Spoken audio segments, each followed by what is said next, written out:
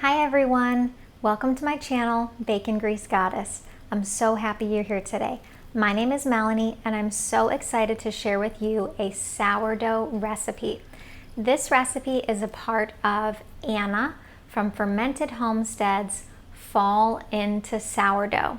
So for the entire month of September, other creators, other YouTubers are going to be sharing their favorite sourdough recipes.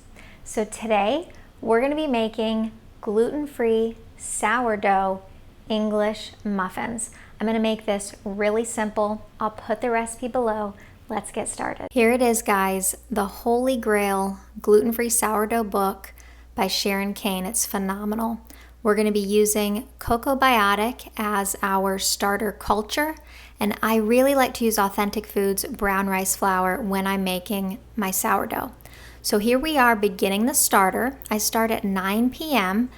and mostly because I don't want to wake up in the middle of the night to have to feed my starter. I added in my water and my Cocoa Biotic. I'm stirring it, covering it, setting it aside for 8 hours. Here we are 8 hours later. It's now 5 a.m. and it's ready for its first feeding. One thing you'll notice about gluten-free starters is they do not do well as a continual feed. It's better to make the starter as you need it. So here we go in with our brown rice flour, our water, and our Cocoa Biotic starter culture, covering it, let it set for 8 hours. And here we are, second feeding 8 hours later. It's now 1 p.m. We're adding in our flour, our water, and our starter. And this starter, she actually calls this a boosted brown rice flour starter. So now we are entering into feeding our starter, and we're going to do this schedule for the next 3 days. We have day 1 feedings, day 2 feedings, as well as day 3 feedings. I'm in a warmer climate, so by the time day 3 gets here, it's ready to go. For you, it may be 4 days. Here is my starter after feeding it for 3 days. It smells super yeasty and delicious, like freshly baked bread.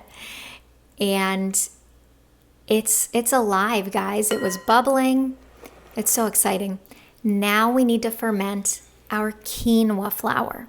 We're using quinoa flour and a little bit of water because quinoa gives a sponginess to the dough. We're going to ferment this quinoa in our sourdough for 4 hours. And we're ready to add in the rest of our ingredients before we bake. We still have another rise, but we've got some melted butter, some salt, a little bit more melted butter. I'm going to do a tablespoon of maple syrup. She uses Stevia in the book. And as I stir this, I'm just trying to make sure I incorporate it really well. And in the book, she recommends using either flax seeds or chia seeds. This is going to give the dough some structure, absorb some of the moisture, really helps with the texture. And I'm using these Fox Run English muffin rings that I've greased, and it's got to rise for another 4 hours. Here I am taking it out of the oven. This oven was off, and I just proofed them. I had extra, so I put some in a separate bowl. But now they're finally ready to bake. Popping them in the oven, 350 degrees for 20 minutes. And here they are, the fastest sourdough. We're going to let those cool. So here we have it, our gluten-free sourdough English muffins. Check these out, you guys. They have such a delicate crumb. And I'm going to go ahead and put some butter on it and taste it. I already had a little bit of one of the crumbs.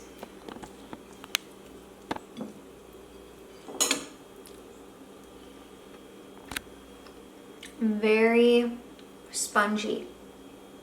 The quinoa flour is the trick to these sourdough English muffins.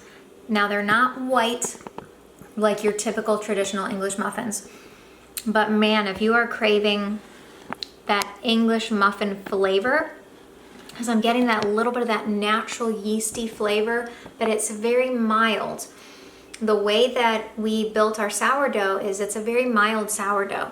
so it's not too sharp. There's just a little hint similar to what's in an English muffin. I think they turned out great. Thanks for joining me today, you guys. Leave me a comment below. What is one of your favorite sourdough recipes that you have made?